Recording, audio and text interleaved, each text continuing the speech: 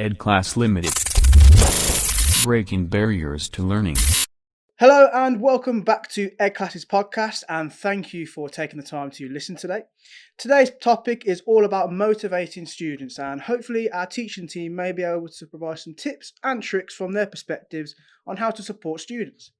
So who's attending today's podcast? Okay, let's first go to Becky. So what do you teach and how long have you been at EDClass?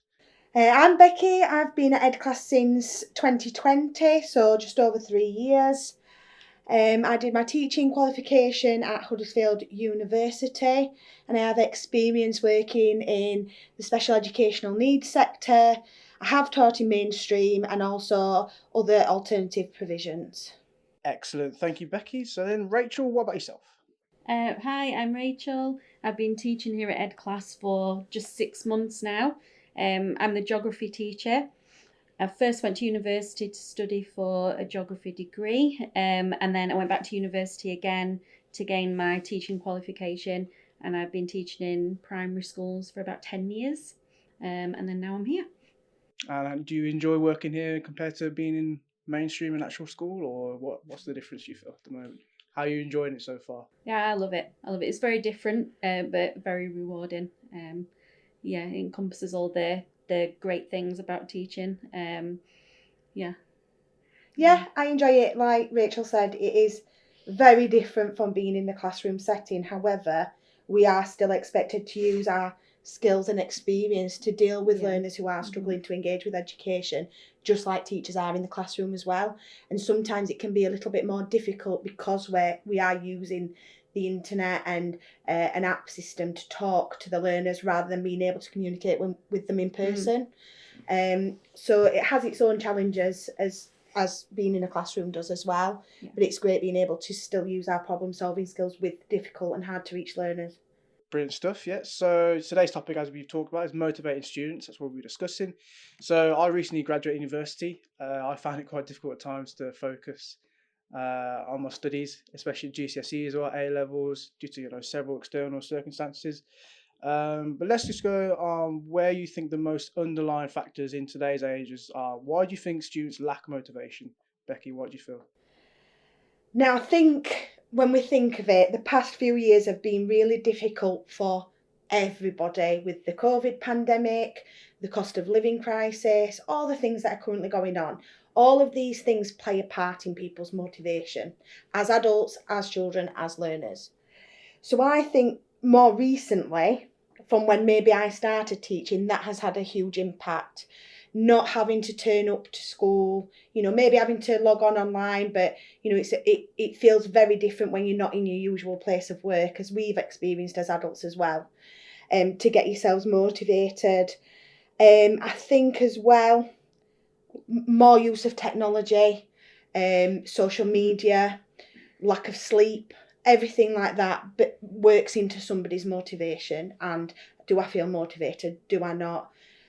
Like I said before, with the COVID pandemic, people were doom scrolling, looking and seeing bad things online, which then impacts their mental health, and then that in effect affects sleep, which then affects motivation.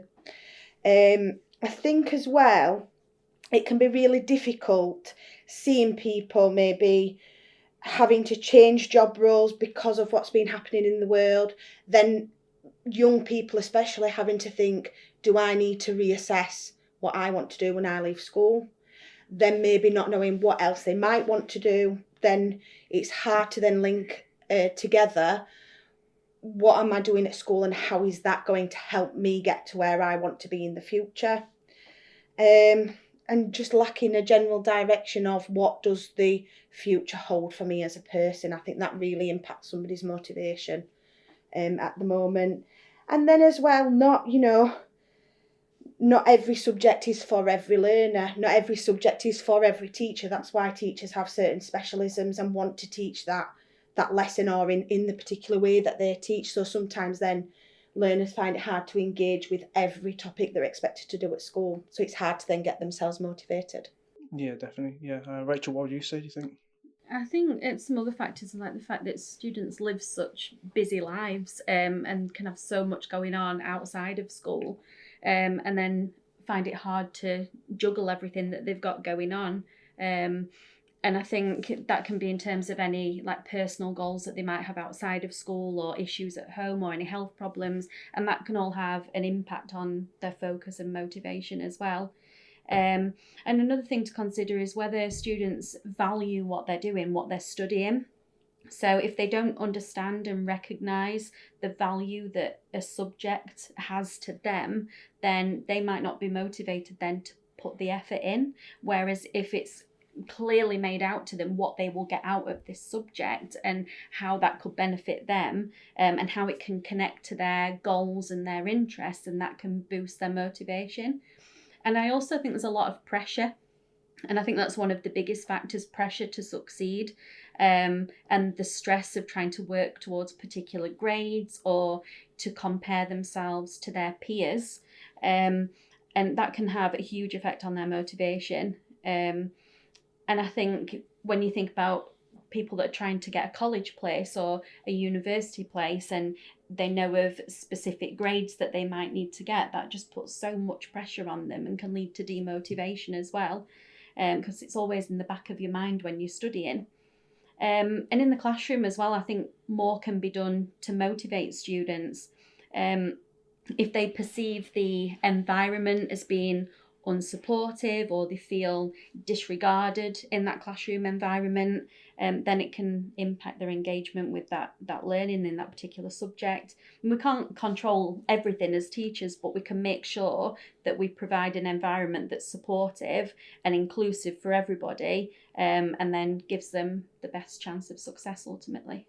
I think I'll just dip in on that one. I know Rachel said about the idea of being peer pressured and success and what should be working towards, and I think it's important to remember that everybody's idea of success isn't the same. So getting out of bed one day might be a huge success for one learner, whereas another learner getting an 8 or a 9 in a mock exam, that's a huge success for them as a person. So we need to, as teachers, appreciate that everybody's idea of success, yes, we have to work to certain data, certain achievements as teachers, but actually some of the really small things are huge successes for some of the learners in our classrooms, or who we're supporting on EDClass, just logging on.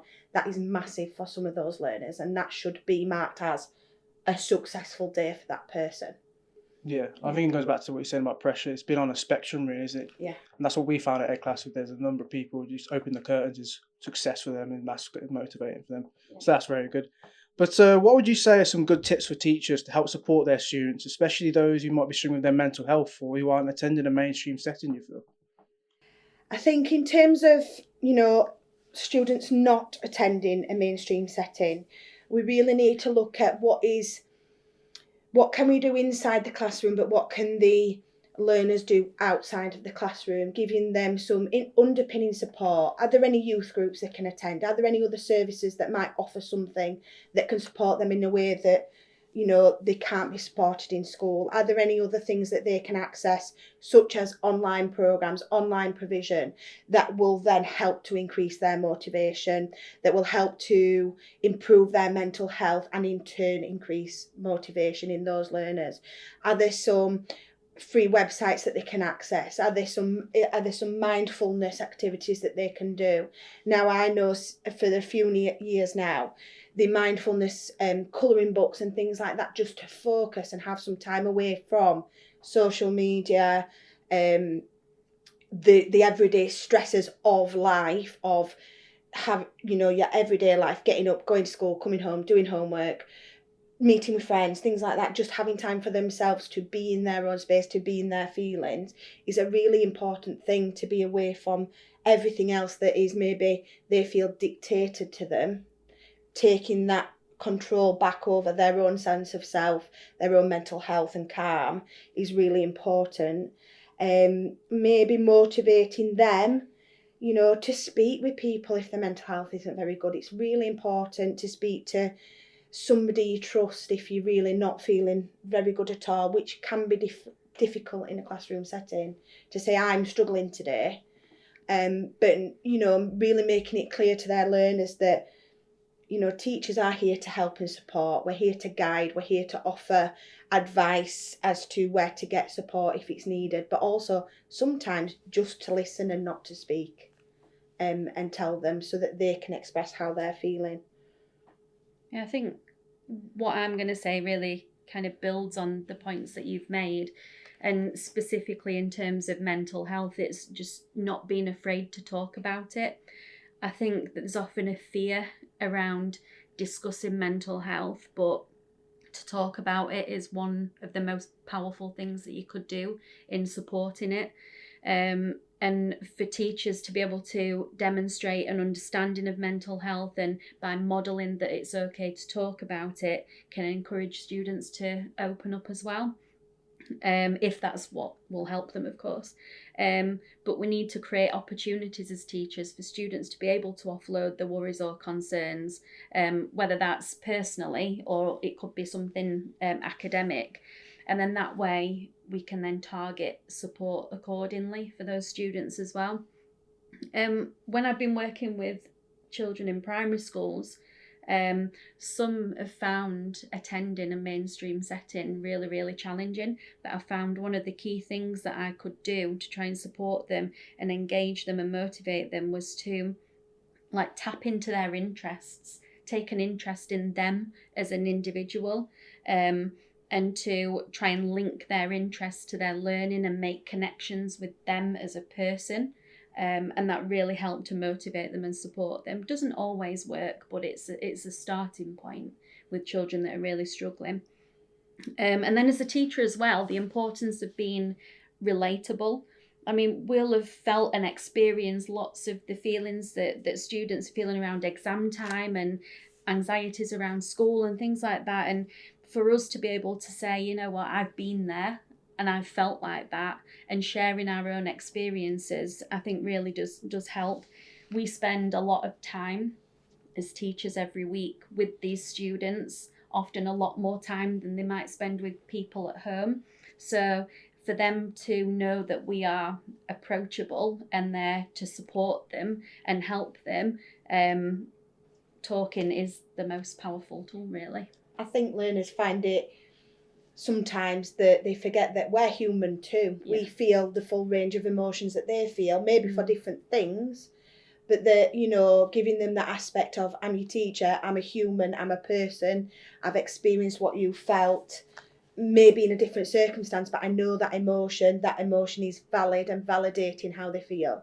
I think a lot of times some young people don't feel that their feelings are valid. They might feel ignored. They might feel that what's the point in telling someone because nothing's going to happen about it. They're just going to tell me I'm silly. And I'm not saying this is what happens, but I'm saying when your mental health can be quite low, you convince yourself that that's the reaction you're going to get off professionals, off teachers, off family members maybe, and maybe trying to break that and say, look, let's have a look at what's happening in the outside world. I know I've mentioned social media before, but maybe looking at things that are in the media in the classroom can then open up that discussion of, this celebrity is a human, it's an everyday person, it's someone's daughter, it's someone's mum, it's someone's sister, it's someone's brother, and then getting them to talk about mental health so they're a bit detached from it, can then motivate them to say, actually, I can now speak openly with this person because they understand what other people feel, so they might understand how I feel, or at least be able to give me some advice. I think that's one of the biggest things we do here, isn't it, at EDClass, taking the time to talk to individuals, because often that's what some of them need, just to know that we're here for them to talk to. Yeah. And I have to say, in school, when you've got 30 or 34 learners coming through your classroom every hour, and you're on a timetable, and then after school you've got all your responsibilities after school, and you think, I know from working in mainstream, you think to yourself, I wish I would have had those 10 minutes to take out that learner, and every day you don't always get that opportunity. So it's about being conscious of that and thinking, what can I put in place to take that time out for that learner who needs it on that day.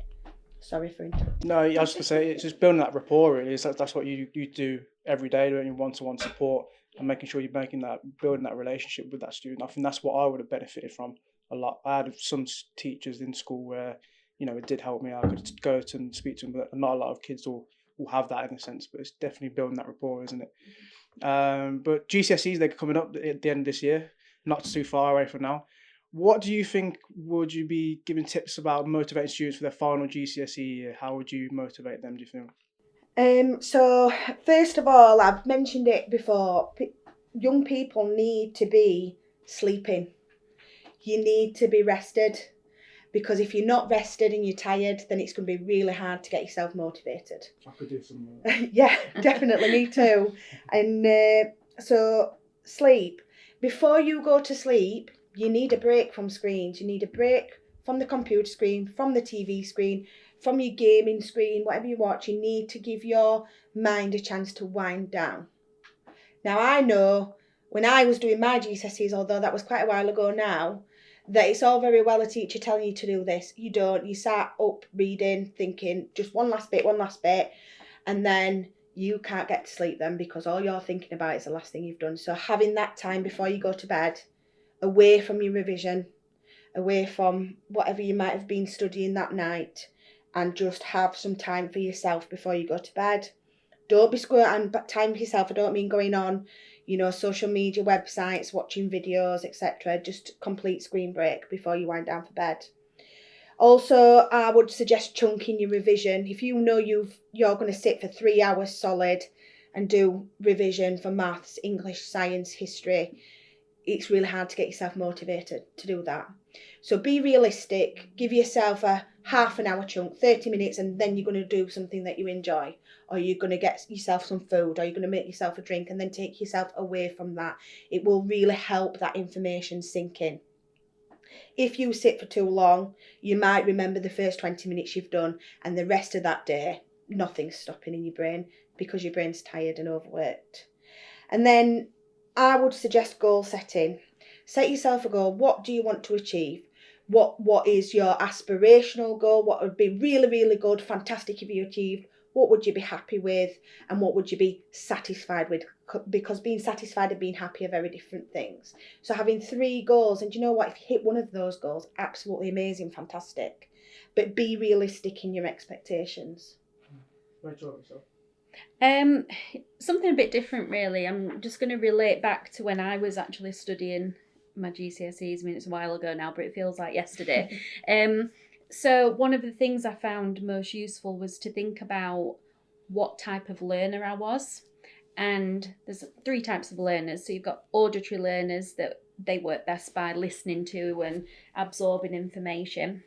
Then visual learners who learn best by seeing the information in front of them, or kinesthetic learners who learn best by doing. And I realised as a GCSE student that I was a kinesthetic learner and a little bit of a visual learner as well. I found it really hard to read a revision guide or my notes and absorb and take in all that information, and it made me feel stressed. So I knew I had to do something about it. So what I did was, through inspiration from my science teacher at the time, in science lessons, what we used to do is we used to be given our books that we'd been doing our work in for the year, and we used to make revision posters. We used to make them really decorative and jazzy, and by actively putting that information down on paper and making it look nice, I could visualise that in my exam. Finding a way that worked best for me, making myself little revision cards, sticking them around my bedroom. I could then visualise my revision cards when it got to exam time, because I knew that if I just tried reading information from a textbook, that wasn't going to work for me. It does work for some people. So to try and discover the way that works best for you, the way that you absorb information, can take a lot of that stress away. So it might be something that's worth trying. If reading isn't working for you, then try another method. And like Becky's already said, chunking that up into manageable amounts of time is really important. Don't overload yourself by doing too much at once, and just don't put too much pressure on yourself as well. If you're struggling with something and not taking something in, then just leave it for a bit and come back to it later on. I think they would be the bits of advice that I've got, because they're things that I personally experienced and then overcame. And I made myself timetables, so I had a bit to do each day, rather than leaving everything to the last minute. and then stressing myself out. These are the things that really did work for me. No, some good tips here, definitely. I think going back to when I was revising, what you were saying, Rachel, about finding what type of learner you are would have been beneficial for me, I feel, because I just went through a revision guide and then just that was it. But I think what you said as well, Becky, having breaks, ensuring that's what I did as well. I did some breaks, and maybe if I did more, found what type of learner I was, I could have got some better results. But it's difficult. But yeah, some good tips there, definitely. We've also seen a bit of some recent news regarding a lack of resources and support for vulnerable students. What do you think needs to be done, and what resources and support can be offered for vulnerable students, especially those with SEND, do you feel? Well, the struggle is real in terms of education and resourcing at the minute. However, what's important to remember is you are your greatest resource as a teacher. You are stood in front of a classroom, or it might be a small group of learners, but you are the ultimate resource. So you are their fountain of knowledge, and sometimes you have to make do amend, and sometimes you have to be really, really creative, thinking, what have I got within my reach that I can engage learners with? So, for example, I once did a lesson where we needed to do some creative writing with learners who really, really struggled to be imaginative. So I used myself as a resource, and it's things like painting your own face so you look like an alien and doing a phone call from a different planet. It can be something you've got lying about in the house, and do you know what? Did the learners know it was me? No, they didn't. Did I get some amazing creative writing out of that? Yes, I did. Did it cost much money? No. So sometimes, yes, it costs time, and I know as teachers, lots of people are very stressed for time, but the output was far greater than the input. And I shouldn't really be saying that as a teacher, but it cost very little to do that, and we got a great amount of learning from it. Also, sharing ideas, collaborating with other teachers is a massive thing in education. We should all work together. So I'm not a maths specialist, so if I need to build that into part of my lesson, what have the maths team got that can then facilitate me, and what have I got that can facilitate the learning in another subject's lesson? What resources can I share? What can we collaborate together and put together for our learners? But also in terms of support for vulnerable students and those with SEND, I would say that we need to have a focus on helping them build self-confidence, which doesn't always need money spending on it. It can be recognising that, yes, GCSEs are important, qualifications are important, but it's also important to be a good human. It's also important to achieve social and emotional targets. It's also important to be accountable for your actions, turn up every day and work on areas that aren't just always academic. Some people just aren't academic people, and that's okay, and society needs all different types of people to function. Everybody's important, and really just upping that self-confidence for those learners who feel that I haven't got motivation because I'm not going to achieve anything. So what is the point in the first place? Showing them that they are a valued part of your classroom, a valued part of society, and really pinpointing what they can bring to the lesson, to the world, to wherever they may go in the future. I think what I've got to say definitely, again, adds to what you've already said. I completely agree with everything you've been saying. The last few years teaching in primary schools, I was involved in implementing social and emotional well-being assessments and interventions, and looking at the importance of considering students' personal challenges aside from academic challenges.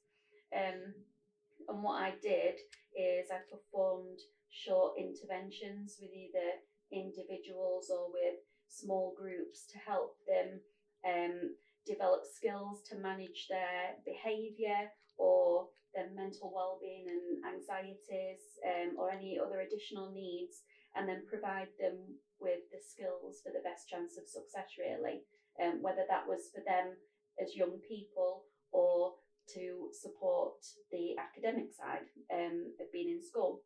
And I think one of the biggest challenges in being able to do that, alongside all the other hats we wear as teachers, is time and staffing, really, having the manpower and having the hours in the day to be able to do that. And we do our best as teachers to fit whatever we can into the school day, but it's so important to be aware of the fact that students are facing these personal challenges, and we need to be making the time to ensure that we're supporting them with that, and investing the time in giving them that support that they need and that guidance.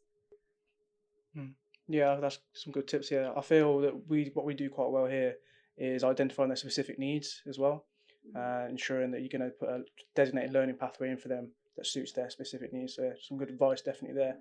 So finally, what would you say to schools and teachers out there as the best piece of advice you could possibly give to help motivate their students to achieve the best results, do you feel?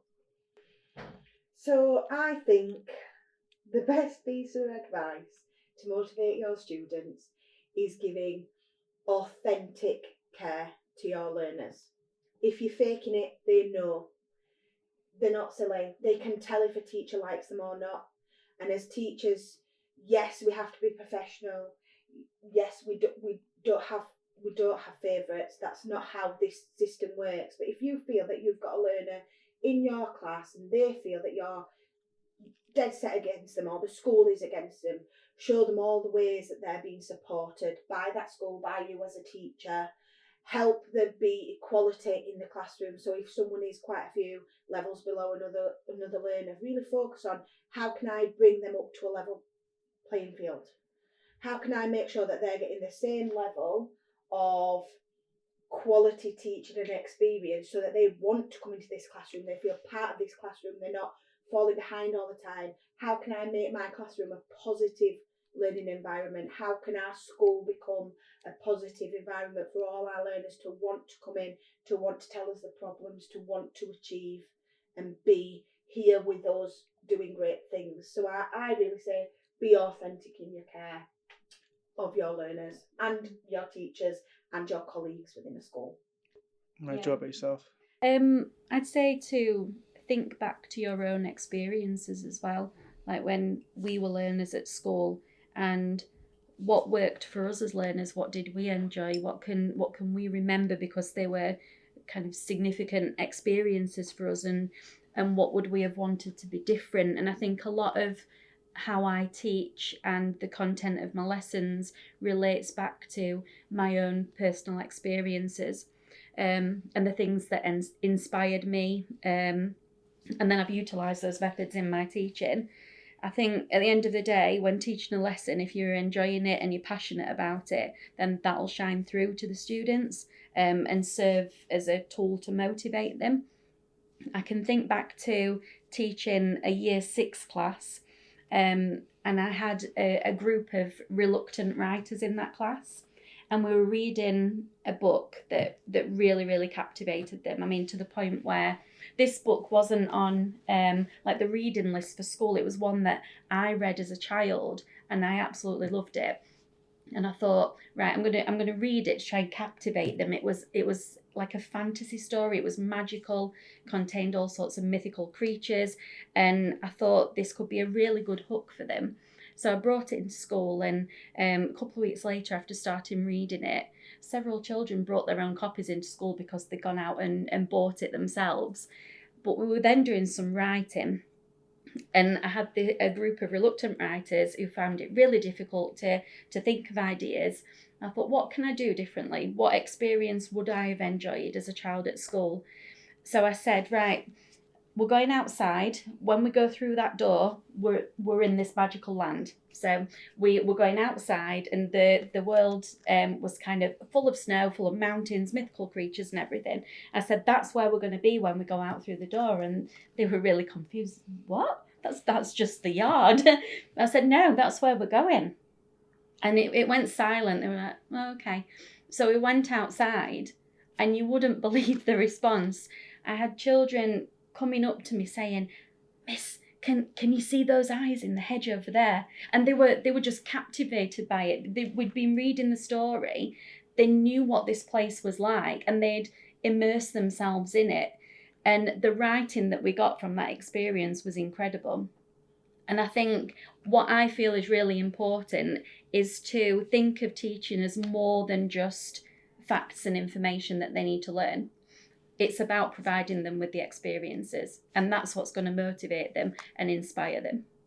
So that would be my piece of advice, amongst many others, but that's one of my favourite examples to share, I feel. No, that's some great advice. Yeah, very, very good. I think from my perspective, going back and building rapport with a teacher, that's what I found was quite good. Being able to go and speak to me about a problem, that's what I felt was helped motivate me in a sense. Yeah. But thank you both for being here today. Really appreciate it. Is there anything else you'd like to add? Anything else? I don't think so. I can't think of anything. Okay, great. No, yeah, so thank you again for attending. If those listening found this of interest and would like to find an online alternative provision solution for some of their students who have been struggling with their motivation, then get in contact with EDClass on 01909 568 338. You can send an email to mail@edclass.com, or you can book a free online demonstration on our website. Also, make sure to subscribe to our YouTube account and Spotify account for more upcoming webinars and podcasts. EDClass Limited. Breaking barriers to learning.